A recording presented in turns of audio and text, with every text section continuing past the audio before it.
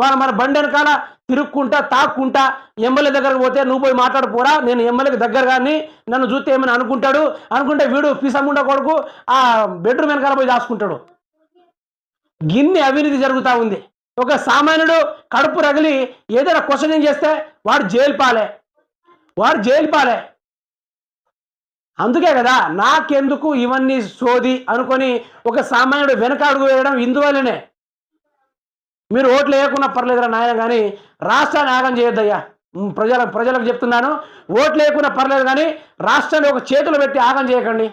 ఏ నాయకుడు లేకుండా మనం బతకలేమా?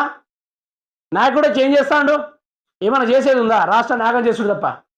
దయచేసి ఈ ఫ్రీ బస్సులు కూడా పెట్టి దండగే. దీనివల్ల చాలా కుటుంబాలు నష్టపోయాయి. ఇది ఎవరికి అవసరం లేదు. మహిళలు కూడా వ్యతిరేకిస్తూ ఉన్నారు. మా డబ్బులతోటి మేము టికెట్లు కొనుక్కోలేమా? ఎందుకంటే